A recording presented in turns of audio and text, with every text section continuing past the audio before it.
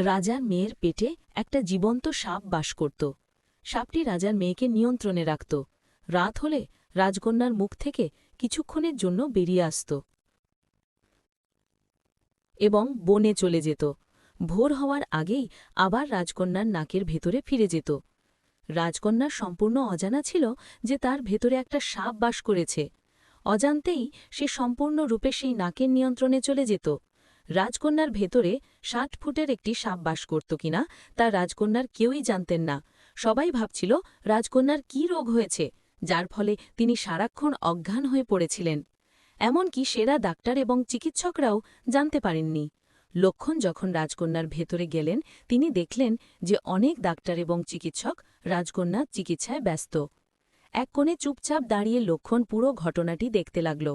তখন সন্ধ্যা হয়ে গেছে।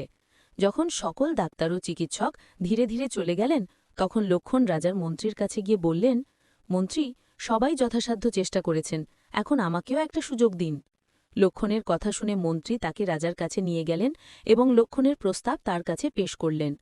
দরিদ্র লোকটি চারদিক থেকে হতাশ হয়ে একবার অনিচ্ছা সহকারে লক্ষণের দিকে তাকালেন, তারপর দুঃখের সাথে বললেন, বলুন, আপনি আমার মেয়ের সাথে কেমন আচরণ করবেন? লক্ষণ রাজার কাছে প্রণাম করে বললেন, মহারাজ, দয়া করে আমাকে আপনার মেয়ের সাথে এক রাত থাকার অনুমতি দিন, তবেই আমি কোনো সিদ্ধান্তে পৌঁছাতে পারব। আরও একটি কথা মহারাজ, আমি সম্পূর্ণ নির্জনে রাজকন্যার সাথে থাকতে চাই, তবেই আমি সঠিকভাবে ধ্যান করতে পারব এবং রাজকন্যার অসুস্থতা জানতে পারব। লক্ষণের আত্মবিশ্বাসী কথা রাজার হৃদয়ে আশার আলো জাগিয়ে তুলল। তিনি লক্ষণকে বললেন যে তিনি রাতের জন্য অপেক্ষা করছিলেন। রাজা তাকে রাজকন্যার সাথে একা থাকার অনুমতি দিয়েছেন।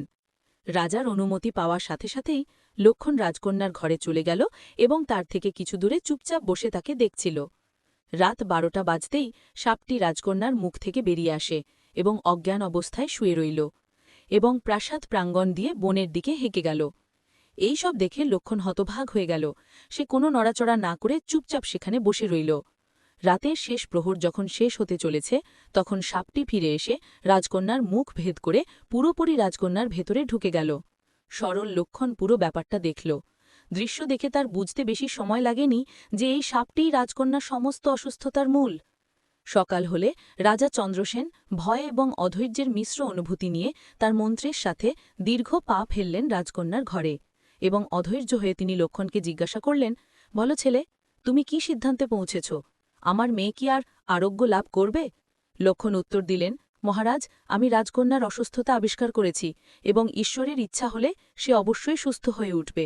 দয়া করে আমাকে আরও একটি রাত সময় দিন এবং মাটি ভর্তি একটি তরবারি এবং একটি বড় বালতির ব্যবস্থা করুন। লক্ষণের কথা শুনে রাজা স্বস্তি পেলেন। তিনি তার মন্ত্রীকে লক্ষণ অনুরোধ করা সমস্ত জিনিসপত্র তাকে দেওয়ার জন্য নির্দেশ দিলেন। এখন সবাই কেবল রাতের অপেক্ষায় ছিল।